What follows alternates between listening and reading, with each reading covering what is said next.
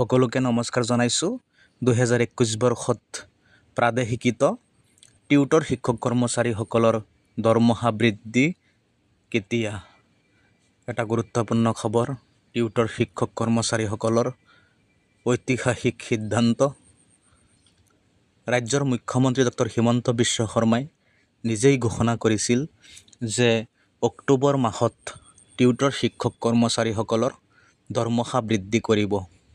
আৰু যিসকল টিউটৰ শিক্ষক কৰ্মচাৰীৰ যোগ্যতা নাই সেই টিউটৰ শিক্ষক কৰ্মচাৰীসকলক দৰমহা বৃদ্ধি কৰিব। যিসকলৰ যোগ্যতা আছে তেওঁলোকৰ পদসমূহ শিক্ষক পদলৈ উন্নীতকৰণ কৰিব। কিন্তু আজি অক্টোবৰ মাহৰ 18 তাৰিখ, আজি পৰ্যন্ত টিউটৰ শিক্ষক কৰ্মচাৰীসকলৰ দৰমহা বৃদ্ধি পোৱা নাই। গতিকে সদৌ অসম প্ৰাদেশিকত মধ্য ইংৰাজী আৰু নিম্ন প্ৰাথমিক শিক্ষক টিউটৰ সংস্থাই কেইবাটাও বৃহৎ সিদ্ধান্ত লৈছে। 16 অক্টোবৰ 2025 তাৰিখে সদৌ অসম প্ৰাদেশিকত মধ্য ইংৰাজী আৰু নিম্ন প্ৰাথমিক শিক্ষক টিউটৰ সংস্থাৰ এটি জৰুৰী সভা সম্পন্ন হৈ যায়। সংস্থাৰ সভাপতি শ্ৰীযুত ৰবীন্দ্ৰ বৰগোহাঁইদেৱৰ সভাপতিত্বত অনুষ্ঠিত সভাত নিম্নলিখিত প্ৰস্তাৱসমূহ গ্ৰহণ কৰা হৈছে। প্ৰথম প্ৰস্তাৱ, শিক্ষামন্ত্ৰীৰ আমন্ত্ৰণ মৰ্মে 15 অক্টোবৰ তাৰিখে হোৱা আলোচনাত শিক্ষামন্ত্ৰীগৰাকীয়ে টিউটৰসকলৰ যি বেতন বৃদ্ধি সন্দৰ্ভত যি বাৰ্তা দিছে সেয়া দুৰ্ভাগ্যজনক। অসমৰ টিউটৰসকলক সমূলি অৱহেলা কৰি থকাৰ এক নিদৰ্শন এই বৃদ্ধিৰ বতৰাটি। অত্যন্ত আশাহত কৰা শিক্ষামন্ত্ৰীৰ ভাষ্যই চৰকাৰৰ স্থিতি প্ৰকাশ কৰিছে। সেয়েহে সভাই পুনৰ গণতান্ত্ৰিক প্ৰতিবাদৰ সিদ্ধান্ত গ্ৰহণ কৰি আগন্তুক শীতকালীন বিধানসভা অধিৱেশনৰ পূৰ্বে আন্দোলনৰ কাৰ্যসূচীৰ বাবে প্ৰস্তাৱ গ্ৰহণ কৰিছে সদৌ অসম প্ৰাদেশিকত মধ্য ইংৰাজী আৰু নিম্ন প্ৰাথমিক শিক্ষক টিউটৰ সংস্থাই। 3 নম্বৰ প্ৰস্তাৱ, আমৰণ অনশন কাৰ্যসূচীৰ সফল ৰূপায়ণৰ বাবে জিলা সমিতিৰ পৰা মনোনীত নিৰ্দিষ্ট সংখ্যক অনশনকাৰী টিউটৰৰ তালিকা প্ৰেৰণ কৰিবলৈ নিৰ্দেশনা প্ৰদানৰ প্ৰস্তাৱ।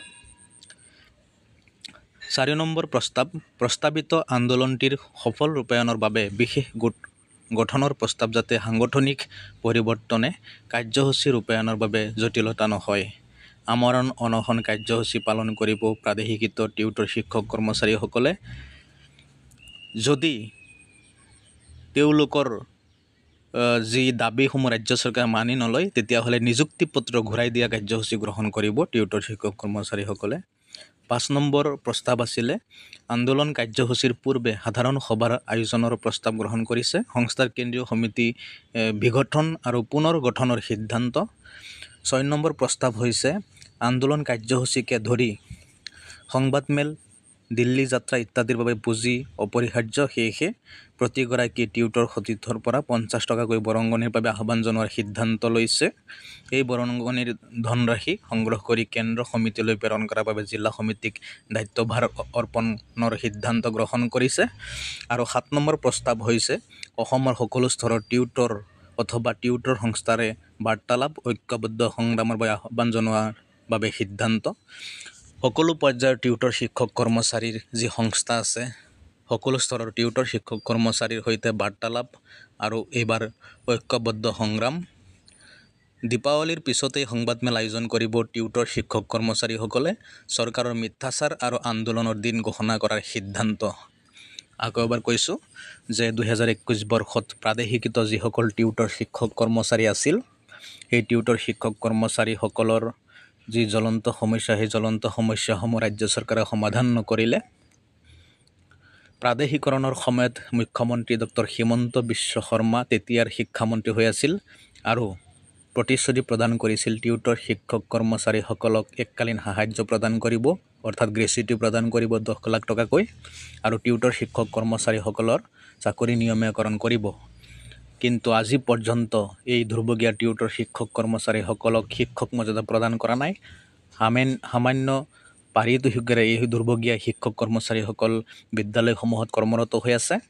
বাৰে বাৰে ৰাজ্যৰ মুখ্যমন্ত্ৰী আৰু শিক্ষামন্ত্ৰীৰ সৈতে আলোচনাত বহে কিন্তু প্ৰতিশ্ৰুতি প্ৰদান কৰে যে আপোনালোকৰ সমস্যাসমূহ সমাধান কৰা হ'ব। কিন্তু আলোচনাৰ নামত ভেকুবাওনা, কোনো ধৰণৰ ফলাফল নাপায় এই দুৰ্ভগীয়া টিউটৰ শিক্ষক কৰ্মচাৰীসকলে। সদৌ অসম প্ৰাদেশিকত মধ্য ইংৰাজী আৰু নিম্ন প্ৰাথমিক শিক্ষক টিউটৰ সংস্থাৰ এই কেইবাটাও বৃহৎ সিদ্ধান্তই অনাগত দিনত টিউটৰ শিক্ষক কৰ্মচাৰীসকলে যাতে সফল লাভ কৰে, তেওঁলোকৰ যি উদ্দেশ্য, যি জ্বলন্ত দাবী, সেই দাবীসমূহ যাতে পূৰণ হয়, অসমৰ মুখ্যমন্ত্ৰীগৰাকীয়ে যাতে শীঘ্ৰে এই দাবীসমূহ পূৰণ কৰে, সেয়াই কামনা কৰিছোঁ। কাৰণ বিনা বেতনে 20-25 বছৰ ৰাজ্যৰ ভেঞ্চাৰ বিদ্যালয়সমূহত কৰ্মৰত হৈ আছিল এই দুৰ্ভগীয়া শিক্ষক কৰ্মচাৰীসকল। বহু প্ৰতিবাদ আন্দোলনৰ পিছত 2021 বৰ্ষত তেওঁলোকৰ পদসমূহ প্ৰাদেশিকৰণ হৈছিল। প্ৰাদেশিকৰণ হোৱাৰ পিছত বহু শিক্ষকৰ ইতিমধ্যে মৃত্যু হৈছে, অৱসৰ গ্ৰহণ কৰিছে। এই দুৰ্ভগীয়া শিক্ষক কৰ্মচাৰীসকলৰ মাজৰ পৰা বহু শিক্ষক ইতিমধ্যে আমাৰ মাজৰ পৰা হেৰাই গৈছে। আমাৰ মাজৰ পৰা এই হেৰাই যোৱা অৰ্থাৎ মৃত্যুমুখত পৰা এই দুৰ্ভগীয়া শিক্ষক কৰ্মচাৰীসকলৰ পৰিয়ালকো এককালীন সাহায্য প্ৰদানৰ দাবী উত্থাপন কৰিছে টিউটৰ শিক্ষক সংস্থাই। অৱসৰপ্ৰাপ্ত শিক্ষক কৰ্মচাৰীসকলক 10 লাখ টকাৰ গ্ৰেচুইটি প্ৰদানৰো দাবী উঠিছে। 2013 বৰ্ষত প্ৰাদেশিকৃত শিক্ষক কৰ্মচাৰীসকলক পূৰ্ণ মৰ্যাদা প্ৰদান কৰা হৈছিল, সম্পূৰ্ণ শিক্ষকৰ মৰ্যাদা প্ৰদান কৰিছিল, নিয়মীয়াকৰণ হৈছিল তেওঁলোকৰ চাকৰি। কিন্তু একে যোগ্যতা, একে অৰ্হতা থকাৰ পিছতো 2021 বৰ্ষত এইসকলক টিউটৰ হিচাপেৰে নামকৰণ কৰা হৈছে। এই দুৰ্ভগীয়া টিউটৰ শিক্ষক কৰ্মচাৰীসকলে গাঁৱত জনসাধাৰণৰ আগত তেওঁলোকে শিক্ষকৰ দৰে সন্মান নাপায়। এই দুৰ্ভগীয়া শিক্ষক কৰ্মচাৰীসকলক ইটিকিং কৰা হয়, যে টিউটৰ বুলি ইটিকিং কৰা হয়। মাত্ৰ 10,000 টকাৰ 9,000 টকাৰ দৰমহালৈ এইসকল দুৰ্ভগীয়া শিক্ষক কৰ্মচাৰী বিদ্যালয়সমূহত কৰ্মৰত হৈ থাকিব লগা হৈছে। কিন্তু তেওঁলোকৰ বিদ্যালয়সমূহৰ পৰা অধ্যয়নৰত হৈ হাজাৰ হাজাৰ লাখ লাখ ছাত্ৰ ছাত্ৰী ইতিমধ্যে বিভিন্ন বিভাগত চাকৰি পাইছে। বিভিন্ন বিভাগত পুলিচ অৰ্থাৎ আৰক্ষী বিভাগৰ লগতে শিক্ষা বিভাগত, স্বাস্থ্য বিভাগত, পঞ্চায়ত ডিপাৰ্টমেণ্টতো চাকৰি পাইছে। কিন্তু এই দুৰ্ভগীয়া শিক্ষক কৰ্মচাৰীসকলে একেটা স্থানতে আছে, অৰ্থাৎ টিউটৰ পদতেই তেওঁলোক কৰ্মৰত হৈ আছে আজি 5 বছৰ কাল হ'ল। গতিকে ৰাজ্যৰ মুখ্যমন্ত্ৰীগৰাকীয়ে শীঘ্ৰে ব্যৱস্থা গ্ৰহণ কৰিব লাগে। এই দুৰ্ভগীয়া টিউটৰ শিক্ষক কৰ্মচাৰীসকলৰ পদসমূহ প্ৰাদেশিকৰণ কৰক। দীপাৱলীৰ পিছতেই সংবাদমেল আয়োজন কৰিব, মিথ্যাচাৰ আৰু আন্দোলনৰ দিন ঘোষণা কৰাৰ সিদ্ধান্ত লৈছে চৰকাৰৰ। যি মিথ্যাচাৰ, সেই মিথ্যাচাৰ উদঙাব আৰু আন্দোলনৰ দিন ঘোষণা কৰিব সংবাদমেলত। টিউটৰ শিক্ষক কৰ্মচাৰীসকলে আমৰণ অনশন কাৰ্যসূচী সিদ্ধান্ত লৈছে আৰু সেয়া তাৰিখ সংবাদমেল যোগে জনোৱা হ'ব।